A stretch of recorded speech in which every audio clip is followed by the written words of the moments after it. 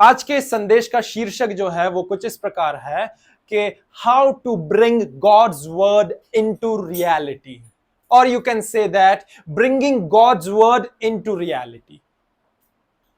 हिंदी में कहें तो परमेश्वर के वचन को, इस जीवित वचन को आप और मैं भला कैसे वास्तविक मंडल में या वास्तविक दायरे में लाएं, या इसका ऐसा शीर्षक भी दे सकते हैं आप कि परमेश्वर के वचन को वास्तविकता में लाना।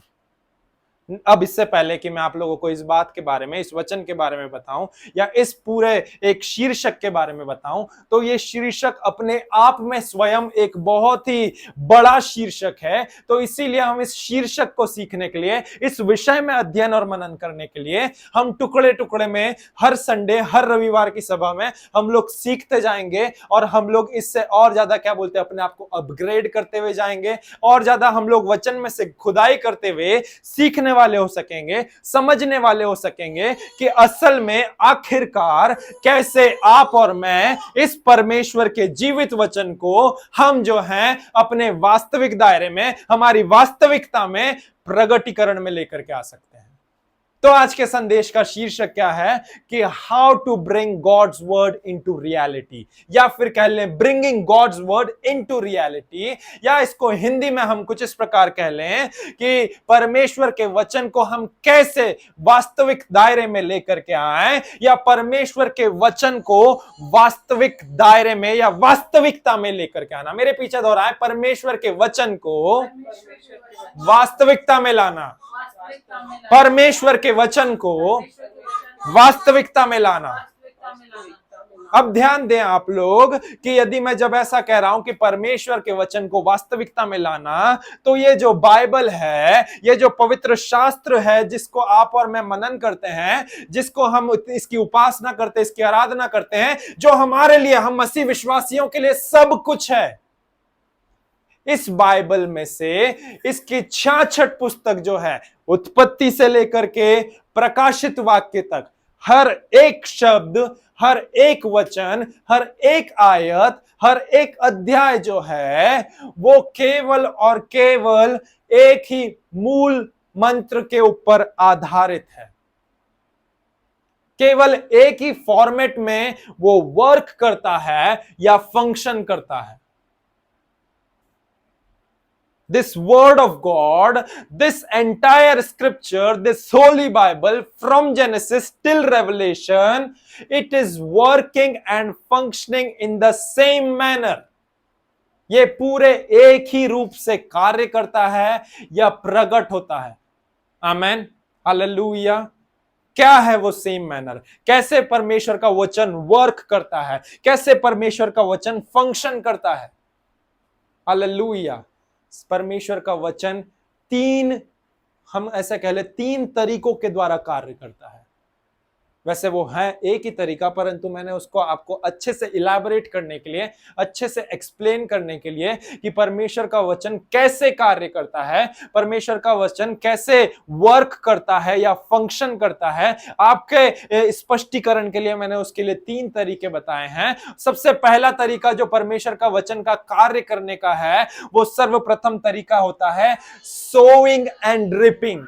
The primary function, the primary way the word work or function, सबसे प्रमुख जो बिंदु बोलने या तरीका बोलने जिससे परमेश्वर का वचन कार्य में आता है, जिससे परमेश्वर का वचन कार्य करता है, जिससे परमेश्वर का वचन फंक्शन करता है, वो है सोइंग एंड रिपिंग। हिंदी में कहें तो बोया जाना और काटा जाना। मेरे पीछे दोहराए, बोया जाना या काटा जाना, बोया जाना या काटा जाना, है ना। आप को उसका हिंदी में यदि हम लोग उसको किसानी भाषा में बोल रहे हैं तो बीज को बोना और उसकी फसल को काटना, बीज को बोना और उसकी फसल को काटना। आमेन, हालेलुया, हालेलुया। अब इसको मैं आपको बताता हूं कि यह कैसे प्रगटीकरण में आता है। देखिए, जब आप परमेश्वर के प्रति अपनी विश्वास योग्यता को बोते हैं, जब आप परमेश्वर के वचन के प्रति अपनी विश्वास योग्यता को बोते हैं, तो उस बोए जाने के फलस्वरूप आपके जीवन में उसकी तरफ से उसके आशीषें या उसके वायदों का भंडार आपके हिस्से में कटनी के रूप में आप काटते हैं। Amen, hallelujah. मैं इसे और अच्छे से आपको समझाना चाहूंगा that when you sow your faithfulness unto the Lord, when you sow your faithfulness towards the word of the Lord, then you reap an harvest of the promises of God coming into pass into your reality.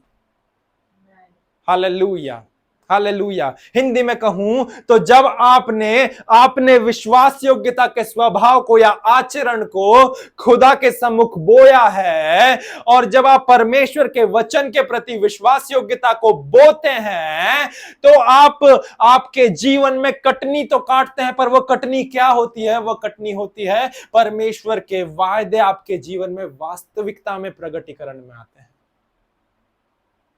आपकी विश्वास योग्यता को बोना आपके जीवन में उसके वायदों की कटनी को लेकर के आता है। आपकी विश्वास योग्यता को बोना आपके जीवन में उसके वायदों को वास्तविकता की कटनी में लेकर के आता है। वास्तविक तौर पे आप उसके वायदों को अपने जीवन में कटनी के रूप में काट पाते हैं। Amen, hallelujah. तो ये होता है बोया जाना और काटा जाना। आमेन, हालेलुया, हालेलुया।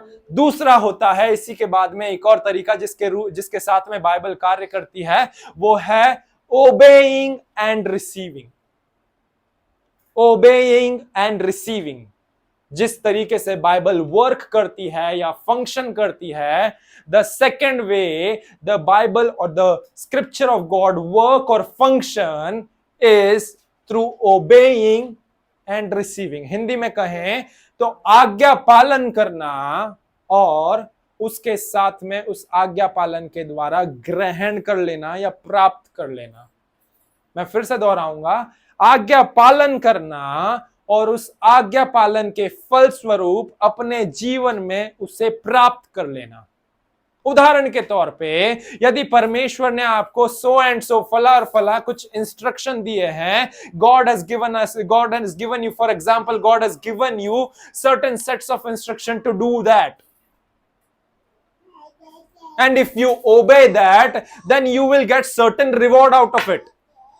आपको उसका प्रतिफल मिलेगा, या आप उसके उन बातों का जो आपने ओबे करी है उसका आप रिवॉर्ड पाएंगे, प्राप्त करेंगे, रिसीव करेंगे।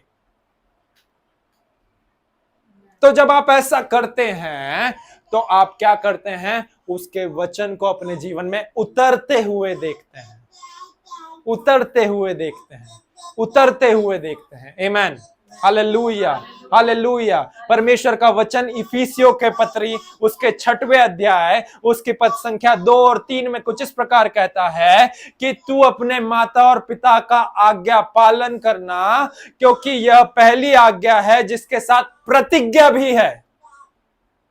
इफिसियों की पत्री उसका 6वां अध्याय उसकी पद संख्या 2 और 3 कहता है कि तू अपनी माता और पिता का आज्ञा का पालन करना, क्योंकि ये एक पहली आज्ञा है जिसके साथ में प्रतिज्ञा भी है। You shall obey your father and mother because this is the first commandment along with the promises. Along with the promises. Along with the promises. तो जब आप पहले भाग को कर रहे हैं तब आता है तीसरा भाग, उसका तीसरा वचन बोलता है, और वो क्या बोल रहा है कि पहला वचन तो बोल रहा है इफिसियों 6 अध्याय पद संख्या 2 का कि तू अपने माता पिता की आज्ञाओं का पालन करना, क्योंकि यह पहली आज्ञा है और इसके साथ में प्रतिज्ञा भी है कि तेरा भला हो और तू इस धरती पर दीर्घायु से जीवित रहे। आमेन। तो यहां पर मैं आपको इस वचन को इस ओबेइंग और रिसीविंग, इस आज्ञा पालन करने और रिसीव करने वाले पार्ट के साथ में फिट इन करके बताना चाह रहा हूं कि जब आप वचन 2 को ओबे करते हैं, जब दूसरे वचन का आज्ञा पालन करते हैं कि नहीं, मैं इसीलिए नहीं कर रहा हूं क्योंकि ये अच्छे संस्कार है मेरे माता पिता के आज्ञा का पालन करना, मैं इसीलिए नहीं कर रहा हूं क्योंकि मैंने बचपन से सुना कि अरे बड़ों की तो सुनना चाहिए, नहीं नहीं नहीं नहीं नहीं नहीं नहीं, परंतु मैं इसीलिए कर रहा हूं क्योंकि इफिसियों उसका 6वां अध्याय उसकी 2 पद संख्या मुझे बोलती है कि तू अपने माता पिता की आज्ञा का पालन करना, क्योंकि यह परमेश्वर की ओर से पहली आज्ञा है जिसके साथ में प्रतिज्ञा भी है।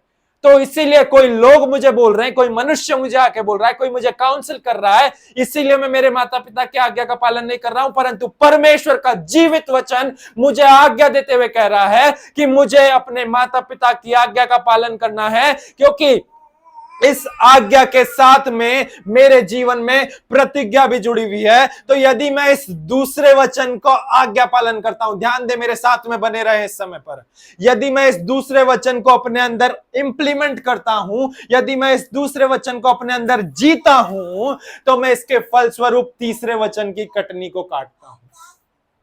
आप समझ पा रहे हैं मैं इस वचन को कहां लेकर के जा रहा हूं? जब मैंने परमेश्वर के लिए इस वचन को अपने जीवन में बोया, जब मैंने आज्ञा पालन को, अपने माता पिता के प्रति आज्ञा पालन को अपने जीवन के अंदर बोया, तो उसके फलस्वरूप दीर्घायु से तृप्त होना मेरे जीवन में एक कटनी के रूप में आता है। उसके फलस्वरूप, मेरे आज्ञा पालन करने के फलस्वरूप दीर्घायु का जीवन प्राप्त करना मेरे जीवन में आता है। मैंने बताया आपको कि बाइबल अभी तक 2 तरीकों से हमारे साथ में बात कर रही है। सबसे पहला तरीका हुआ बोए जाना, और उसके बाद में हुआ काटना। उसी के साथ में हुआ आज्ञा पालन करना, और उसी आज्ञा पालन करने के द्वारा प्राप्त करना। यदि मैं दूसरे वचन को, जो इफिसियों 6 अध्याय पद संख्या 2 कहता है, you shall honour your father and mother, you shall obey your father and mother, because this is the commandment along with the promise. तो जब मैं दूसरे वचन को अपने जीवन में जी रहा हूं, तो उसके फलस्वरूप उस तीसरे वचन को मैं अपने जीवन में प्राप्त कर पा रहा हूं। जब मैं उस दूसरे वचन को ओबे कर रहा हूं, तो मैं तीसरे वचन को अपने जीवन में प्राप्त कर रहा हूं, रिसीव कर रहा हूं। जब मैं उस दूसरे वचन को अपने जीवन में सो कर रहा हूं, बो रहा हूं, तो मैं उस तीसरे वचन में, जहां पर जो बोलता है कि जो तू दीर्घायु से तृप्त हो, उसकी कटनी को काटूंगा। यदि मैं दूसरे वचन को नहीं जीऊंगा, तो मैं तीसरे वचन को नहीं पा पाऊंगा। यदि मैं दूसरे वचन का आज्ञा पालन नहीं करूंगा, तो मैं तीसरा वचन या तीसरी आयत जो कह रही है, उस प्रॉमिस को अपने जीवन में अनवेल होते हुए नहीं देख पाऊंगा प्रियो। आमेन, हालेलुया, हालेलुया, हालेलुया। तो बाइबल 2 तरीके से कार्य करती है, और इसके बाद में एक और तरीका है, और वो है रिएक्टेंट एंड प्रोडक्ट।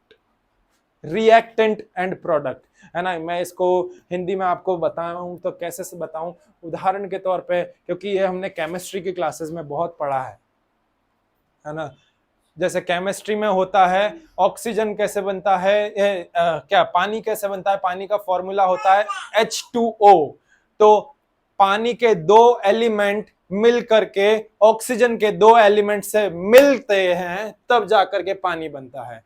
पानी के 2 H2 रहते हैं पार्टिकल, और ऑक्सीजन का 1 पार्टिकल रहता है, वो दोनों मिलकर के क्या करता है, पानी का निर्माण करता है। तो इसी तरीके से जब आप और मैं यहां पर बात कर रहे हैं कि रिएक्टेंट और प्रोडक्ट की, तो रिएक्टेंट का अर्थ यह होता है कि जो वो जो पानी जो जिस फॉर्मूले से मिलकर के बना है, अर्थात H2 प्लस O जो है, वो रिएक्टेंट की श्रेणी में आते हैं, और उसके द्वारा जो प्रोडक्ट प्राप्त होता है वो होता है प्रोडक्ट। इसको और सरल भाषा में बताने के लिए, 2 + 2 जो है वो रिएक्टेंट है, और उसके द्वारा फलस्वरूप 4 जो प्राप्त हुआ है वो क्या है, प्रोडक्ट है। समझ पा रहे हैं इस बात को? तो जो तीसरा तरीका जिसके द्वारा बाइबल बात करती है, वो है रिएक्टेंट और प्रोडक्ट।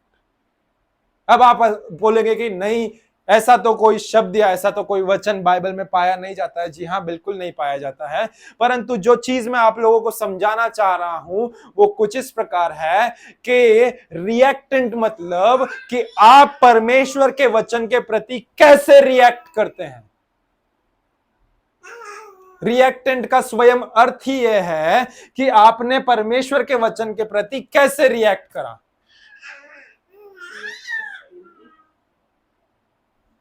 रिएक्ट, प्रति उत्तर दिया या प्रतिक्रिया की। आपने परमेश्वर के वचन के प्रति कैसे प्रतिक्रिया की?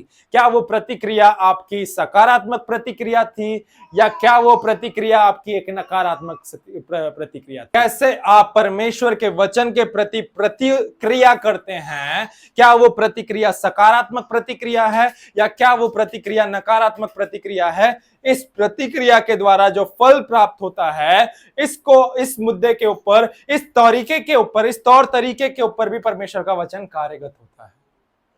This is how the word of God work or function. That how does you react upon the word of God and what the product will you get by your reaction upon the word of God. Amen. Hallelujah. Hallelujah. If you react positively towards the word of God, then you will have a positive product from the word of God in your life. And if you have negative reaction towards the word of God, then you will have negative product in your life from the word of God. यदि आपका सकारात्मक प्रतिक्रिया है तो आपके जीवन में सकारात्मक परिणाम आएगा, परंतु यदि आपकी प्रतिक्रिया नकारात्मक है तो आपका परिणाम या आपको जो प्रतिफल या जो आपको फल स्वरूप चीज मिलेगी वो भी नकारात्मक रहेगी। उदाहरण के तौर पर रिएक्शन के लिए बात कर रहे हैं तो परमेश्वर का वचन बताता है, प्रकाशित वाक्य उसके 3 अध्याय पद संख्या 20 के अंदर कुछ इस प्रकार प्रभु का वचन कहता है। वो बोलता है वहां पर कि जो कोई द्वार पर खड़ा हुआ, देख मैं तेरे द्वार पर खड़ा हुआ खटखटाता हूं, यदि कोई भी मेरा स्वर सुन करके मुझे प्रति उत्तर देगा तो मैं उसके संग उसके घर में आकर भीतर आकर के उसके संग भोजन करूंगा और वह मेरे साथ। इंग्लिश में कहता है, Behold, I stand at the door and knock, and anyone who listens to me, I will come into his house and have fellowship and have dinner with him. Amen. Hallelujah. अब ध्यान दे, यहां पर परमेश्वर का वचन क्या बोल रहा है कि देख मैं तेरे द्वार पर खड़ा हुआ खटखटाता हूं। तो प्रभु द्वार पर खड़ा हुआ खटखटा रहा है, but for what he is waiting for someone to react, someone to respond, someone to just react. कोई ना कोई उस चीज की प्रतिक्रिया दे। यदि कोई भी हमारे दरवाजे पे नॉक करता है और हम उस चीज के लिए उनकी प्रतिक्रिया ना दे तो क्या वो व्यक्ति हमारे जीवन में, क्या वो व्यक्ति हमारे द्वार पर और ज्यादा देर तक खड़ा रहेगा? नहीं। तो वचन आपको और मुझे यहां पर क्या बता रहा है कि देख मैं तेरे द्वार पर खड़ा हुआ खटखटाता हूं। देख मैं तेरे द्वार पर खड़ा हुआ खटखटाता हूं। Behold, I stand at the door and knock, and if anyone listens to me, जो कोई मेरा स्वर सुन करके दरवाजा खोलेगा, and open the door, I will come into him and dine with him. मैं उसके घर के भीतर आऊंगा और उसके साथ भोजन करूंगा और वह मेरे साथ। देखिए यहां पर प्रभु का वचन कुछ बातों को बता रहा है, आपको और मुझे समझने की जरूरत है ना। आपको और मुझे इस बात को स्पष्ट रीति से समझने की जरूरत है कि प्रभु का वचन जब भी बोल रहा है ऐसा कि देख मैं तेरे द्वार पर खड़ा हुआ खटखटाता हूं, तो वो कौन से द्वार की बात कर रहा है? अरे द्वार पर खड़ा हुआ खटखटाता हूं, पास्टर साहब आपने तो जाके देखा हमारे द्वार पर कोई है ही नहीं। आप बोलते हैं हमारे द्वार पर खड़ा हुआ खटखटा रहा है, हमारे द्वार पर खड़ा हुआ खटखटा रहा है, हमारे द्वार पर खड़ा हुआ, कोई भी नहीं है पास्टर साहब, 7 दिन हो गए कोई मेहमान ही नहीं आया है। नहीं नहीं नहीं नहीं नहीं, the Bible is not talking about that door, but the Bible is talking about this door. प्रभु का वचन उस चौखट वाले लकड़ी के द्वार के लिए नहीं बता रहा है जो सागवान लकड़ी से बना होता है, परंतु प्रभु का वचन हमारे हृदय रूपी द्वार के लिए बता रहा है जो कि बंद है, जिसे हमें खोलने की जरूरत है ताकि हम प्रभु के उस उपस्थिति का स्वागत कर सकें। Because this is the desire of God to dwell in our heart. ये तो प्रभु की इच्छा है, ये प्रभु की लालसा है प्रभु जहां पे विराजमान होना चाहता है वो उसकी इच्छा को प्रकाशित वाक्य 3:20 में व्यक्त कर रहा है कि देख मैं तेरे दिल के द्वार के बाहर खड़ा हुआ खटखटा रहा हूं। मैं उस लकड़ी के दरवाजे के बाहर खड़ा हुआ खटखटा नहीं रहा हूं। मुझे इस ईंट रेती और गिट्टी के बने हुए मकान से रहने में इच्छा नहीं है। मेरी इच्छा जो है वो मेरे ही हाथों के बनाई हुई रचना के अंदर निवास करने की है। This is what the desire of God is, to live in us, to dwell in us, to reside in us, and to make our body as his residential place for him. Amen. Hallelujah. Hallelujah. Hallelujah. But all he needs is someone to react upon that knocking. जो सर्वप्रथम चीज जो वो चाह रहा है वो ये है कि आप और मैं उस खटखटाए जाने का प्रतिक्रिया करने पाए, प्रतिक्रिया करने पाए। जब आप और मैं उस खटखटाए जाने की प्रतिक्रिया करेंगे तब वो हमारे अंदर आएगा, हमारे साथ निवास करेगा, हमारे साथ भोजन करेगा और हम उसके साथ। आमेन। केवल इतना ही नहीं प्रियो, परंतु जो रिएक्ट कर रहे हैं आप, यदि आप उसको रिएक्ट नहीं करेंगे, यदि आप उस द्वार को खोलेंगे नहीं, तो उस रिएक्टेंट का प्रोडक्ट आप आपके जीवन में फलस्वरूप नहीं देख पाएंगे। आमेन। हालेलुया। उदाहरण के तौर पे यीशु मसीह मेरे जीवन में कब से खटखटाया जा रहा है, परंतु मैं दरवाजा खोलने को तैयार ही नहीं हूं। तो क्या मेरे जीवन में उद्धार आएगा? तो क्या मेरे जीवन में छुटकारा आएगा? तो क्या मेरे जीवन में चंगाई आएगी? तो क्या मेरे जीवन में आत्मिक आशीषें आएगी? तो क्या मेरे जीवन में बेदारी आएगी? नहीं आएगी, क्योंकि मैं उसकी बुलाहट का, मैं उसके खटखटाए जाने का अनुसरण ही नहीं कर रहा हूं, कोई प्रतिक्रिया ही नहीं कर रहा हूं। I am not reacting to his knocking, that's why I am not reacting, I won't get a final product in my life. I won't get a product of having Jesus with me in my life. यीशु मसीह मुझ में इस बात को, इस फल स्वरूप आशीष को मैं मेरे जीवन में अनुभव ही नहीं कर पाऊंगा।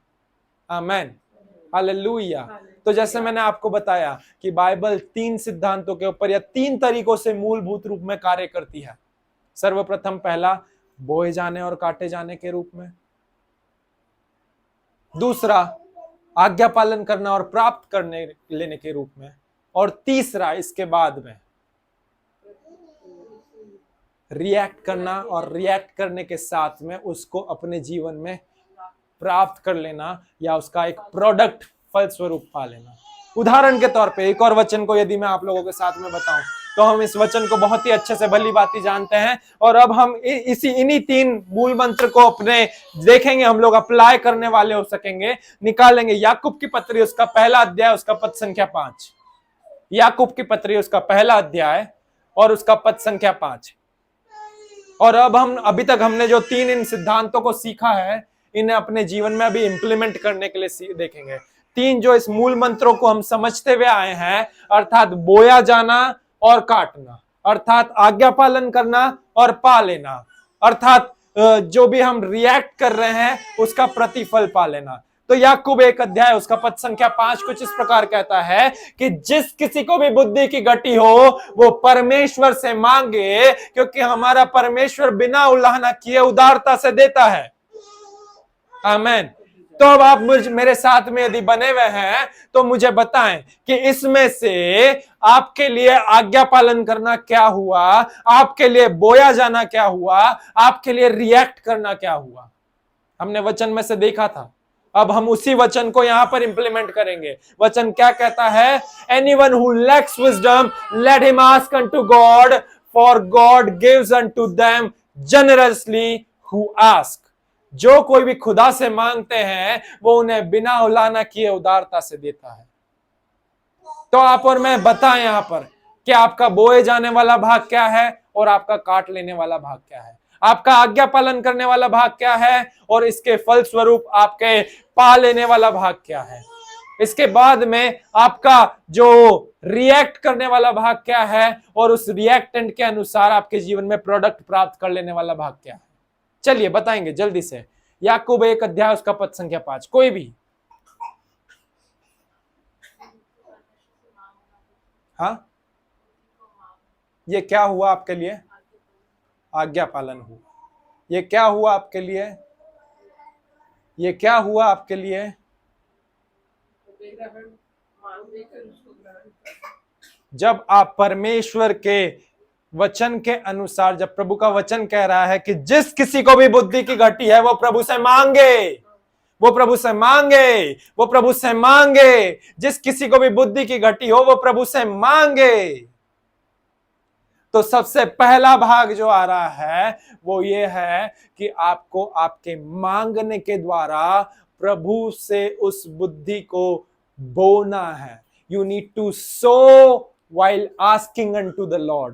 प्रभु से मांगने के द्वारा आपको उस आज्ञा पालन को, जो वचन कह रहा है कि इस वचन का आज्ञा पालन करके अपने जीवन में बुद्धि को पालो। यदि तुम्हारे अंदर बुद्धि की कमी है तो जब आप और मैं क्या करते हैं, आज्ञा पालन करते हैं कि हाँ प्रभु तेरा वचन कह रहा है, हाँ प्रभु मैं इस वचन के प्रति आज्ञा पालन करते हुए अपनी आज्ञा पालन को इस वचन के अनुसार तेरे राज्य में बो देता हूं और मैं तुझसे मांगता हूं। मैं प्रभु जी अपने बोए जाने, अपने मांगने के द्वारा बो रहा हूं उस आज्ञा पालन को। जब आप ऐसा करके बोते हैं तो आप इसके फल स्वरूप, उसका जो दूसरा भाग या दूसरी पंक्ति में लिखा है कि वचन कहता है कि आपका और मेरा परमेश्वर बिना उलाहना किए उदारता से सबको देता है जो मांगते हैं, जो मांगते हैं, जो मांगते हैं।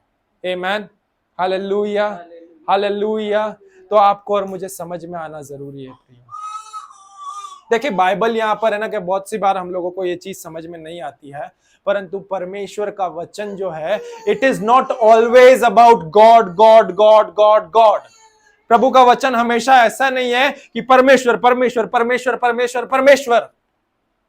आप लोग इस चीज से, बहुत सारे लोग अभी यहां पर बैठे हुए हैं और जो ऑनलाइन सुन रहे होंगे वो ऑफेंड हो जा रहे होंगे कि अरे ऐसा कैसे नहीं हो सकता, परमेश्वर का वचन यदि परमेश्वर के बारे में नहीं है तो किसके बारे में? परमेश्वर का वचन, मुझे पूरा तो करने दीजिए। परमेश्वर का वचन केवल परमेश्वर के बारे में नहीं, परंतु परमेश्वर का वचन परमेश्वर के द्वारा आप में क्या हो सकता है इसके बारे में। God's word is not always about God, God, God, God, God, but it is about what God can do in your life through His word। वो उसके वचन के द्वारा आपके जीवन में क्या कर सकता है। हमें बहुत सी बार लगता है कि ये बाइबल उत्पत्ति से लेकर के प्रकाशित वाक्य तक केवल परमेश्वर की ही व्याख्या कर रही है, केवल परमेश्वर की ही विशेषताओं को दर्शा रही है, पर ये नहीं है। हमें बहुत सी बार ऐसा भी लगता है कि बाइबल हमेशा जो है, वो पूरी बाइबल हमको ऐसा लगता है कि वो क्या मालूम, शायद ऐसा लगता है कि किसी एक व्यक्ति के दूसरे व्यक्ति के साथ में वार्तालाप करने के किस्से को लिखा हुआ है। कोई से भी दृष्टांत को उठा करके देख लें, मूसा को देख लें, जब वो वहां पर परमेश्वर से उस सिनाई पर्वत पर मिला था, मुलाकात करा था, क्या कर रहा था वो वहां पर? ऐसा लगता है कि वो वहां पर परमेश्वर के साथ में उन दोनों के बीच की कॉन्वर्सेशन है। बहुत सी बार बहुत से लोग कलीसिया में, बहुत से विश्वासी इसके द्वारा मिसकंसेप्शनल हो जाते हैं या फिर मिसअंडरस्टूड कर लेते हैं कि Bible is always talking about first person that is God and second person who is mentioning in that story और इन दैट इंसिडेंट। बट ऐसा नहीं है प्रियों। Bible is not always talking about first person and second person, but it is talking about third person, and that third person are we who are reading it। वो तीसरे व्यक्ति आप और मैं हैं जो उससे मनन कर रहे हैं, जो उससे पढ़ रहे हैं, जो उसको सुन रहे हैं, जो उसके अनुसार चल रहे हैं। तो बाइबल हमेशा कोई फर्स्ट पर्सन या सेकंड पर्सन के लिए नहीं, परंतु थर्ड पर्सन के लिए लिखी गई है। हाँ, वहां पर उन किस्से को घटित किया गया है, परंतु अब वह किस्से हमारे जीवन में आशीष का, हमारे जीवन में सुधार का, हमारे जीवन में चंगाई और छुटकारे का कारण बनते हैं। हैं, because Bible is not always talking about first person, that is God, and second person with that whom that incident is taking place, but the Bible is specifically also mentioning, also referring, also blessing, also impacting, also transforming the life of that third person who is reading that part of the scripture. Amen. Hallelujah. तो Bible कभी भी पहले व्यक्ति या दूसरे व्यक्ति के लिए नहीं लिखी हुई है कि अरे एक व्यक्ति तो जो हुआ वो परमेश्वर हुआ, दूसरा व्यक्ति तो वो हुआ जिसके साथ में परमेश्वर उस समय वार्तालाप कर रहा है या वो घटनाक्रम प्रकट हो रहा है, और तीसरा व्यक्ति तो कोई है ही नहीं। परंतु यहां पर भी आप देख लें, बाइबल याकूब की पत्री में कह रही है, उसके पहले अध्याय उसकी पद संख्या 5 में कह रही है, और वहां पर याकूब स्पष्ट बोल रहा है कि जिस किसी को भी बुद्धि की घटी हो। अब यदि वो किसी को पत्र लिख रहा था तो याकूब का पत्र नए नियम की कलीसिया के लिए था, तो वो वहां पर स्पेसिफिक कर सकता था कि हे नए नियम की कलीसियाओं, मैं तुम्हें ये पत्र लिख रहा हूं तो मैं तुम्हें ही बोल रहा हूं। But why does he use this word anyone? उसने ऐसा ये शब्द क्यों लिखा कि जिस किसी को भी, जिस किसी को भी, जिस किसी को भी? वो इसीलिए because Bible is not talking about first person, that is God, second person, that is James who is writing that part of a scripture, but the third person who are we, who are seeing that part of scripture, who is meditating upon that part of scripture, and who is implementing that part upon us. Amen. Hallelujah. Hallelujah. पहला व्यक्ति वो जिसने उस वचन को बोला है, अर्थात परमेश्वर। दूसरा व्यक्ति वो जो उस वचन को लिख रहा है या फिर उसे आपको और मेरे पास तक लेके आ रहा है, अर्थात याकूब ले लें अगर हम इसी उदाहरण के रूप में बात करें तो। और तीसरा व्यक्ति वो जो इसे इस समय पर पढ़ रहा है। तो बाइबल कभी भी पहले और दूसरे व्यक्ति के बीच का किस्सा नहीं है, परंतु बाइबल 3 लोगों के बारे में है। वो पहले और दूसरे जिनको बीच में वो बात घट रही है, परंतु तीसरा जो उस बात को पढ़ के आशीष पा रहा है। यदि जिस किसी को भी बुद्धि की घटी है वे मांगे, जिस किसी को भी, आप और मैं तीसरे व्यक्ति हैं, we are the third person. मैं यहां पर यह नहीं बोल रहा हूं कि आपको और मुझे बुद्धि की घटी है, बट यदि बाइबल का वचन कह रहा है कि आपको और मुझे बुद्धि की घटी है, केवल यही नहीं, परंतु यदि आगे जाकर के हम याकूब की पत्री में पढ़े तो वहां पर वचन बोलता है परमेश्वर के समीप आओ तो वो भी तुम्हारे समीप आएगा। किसको बोल रहा है? वो प्लूरल टेंस में, वो थर्ड पर्सन वे में बोल रहा है कि आप और मैं जो उज्जैन की कलीसिया है, आप और मैं जो राजस्थान की कलीसिया है, आप और मैं जो भिन्न भिन्न प्रांत, भिन्न भिन्न राज्यों की कलीसिया है, आपके और मेरे लिए ये परमेश्वर का वचन एज अ थर्ड पर्सन बात करता है। Amen. Hallelujah. So Bible is not always about God. Or Bible is not always about Jesus, Moses, Abraham, David. But Bible is also about us. परमेश्वर का वचन हमारे लिए भी है, क्योंकि यही सारी चीजें, यही सारे किस्से जो उत्पत्ति से लेकर प्रकाशित वाक्य तक होते आए हैं, यही तो हमें आशीष दे रहे हैं, यही तो हमारे जीवन को सुधार के मार्ग पे लेके जा रहे हैं, यही तो हमें भला चंगा रख रहे हैं, यही तो हमें आनंद जीवन दे रहे हैं, यही हमारे जीवन में आनंद को लेके आ रहे हैं, उद्धार को लेके आ रहे हैं, और यही हमारे जीवन में उस अनंत जीवन के मार्ग को तैयार कर रहे हैं। आमेन। Hallelujah, hallelujah, hallelujah. कुछ सीख पा रहे हैं आज के इस दिन। आमेन। Hallelujah, hallelujah. देखिए, जब परमेश्वर का वचन प्रकाशित वाक्य उसके 3 अध्याय पद संख्या 20 में कह रहा है कि देख मैं तेरे द्वार पर खड़ा हुआ खटखटाता हूं, यदि कोई भी मेरा स्वर सुन करके इस द्वार को खोलेगा तो मैं उसके अंदर, उसके भीतर आके उसके संग भोजन करूंगा और वो मेरे साथ। तो इसका मतलब ये है कि यहां पर केवल परमेश्वर का कार्य नहीं है, परंतु परमेश्वर के कार्य के साथ हमारा रिस्पॉन्स भी जुड़ा है और हमारा कोऑपरेट करना भी जुड़ा है। यदि हम प्रभु के वचन के प्रति सहयोग नहीं करेंगे तो हम उस कटनी को, हम उस ग्रहण करने वाले बात को, हम उस प्रोडक्ट को या फल को हमारे जीवन में नहीं पा पाएंगे। If you and I will not cooperate with the word, then we will not get blessed from the word. Let me repeat it again. That if you and I will not cooperate with the word, then we will not get blessed from the word. Then we will not be able to take a harvest from the word. Then we will not able to receive something from the word. Then we will not able to receive something fruitful from the word if we will not cooperate with the word. Because God needs our cooperation. जब वचन बता रहा है कि जो कोई मेरा स्वर सुन करके उस द्वार को खोलेगा, that means God is, प्रभु यीशु मसीह इस बात की ओर इंसिस्ट कर रहा है that the body of Christ need to cooperate with him. मसीह की देह या परमेश्वर की दुल्हन आपको और मुझे क्या करना है? उसके साथ में सहयोग करने की जरूरत है. यदि हम सहयोग नहीं कर सकते तो हमारे जीवन में कुछ भी आशीषें नहीं आएगी. कोई भी भली बात हमारे अंदर प्रभु के वचन में से प्रकट नहीं हो पाएगी. आमेन, हालेलुया, हालेलुया, हालेलुया. तो जो बाइबल उत्पत्ति से लेकर के प्रकाशित वाक्य तक काम करती है, वो इन्हीं 3 तरीकों से काम करती है, इन्हीं 3 तरीकों से वर्क या फंक्शन करती है. And that is to sow and reap, बोया जाना और काटा जाना. That is to obey and receive, आज्ञा पालन करना और पा लेना. And that is to react and to have the product. उस इंस्ट्रक्शन के प्रति प्रतिक्रिया करें और उस प्रतिक्रिया का प्रतिफल पालें. यदि कोई क्रिया नहीं करेंगे तो कोई फल नहीं आएगा. ध्यान दे, क्रिया और फल के बीच का मैं एक बहुत ही सरल अंतर आपको बता देता हूं.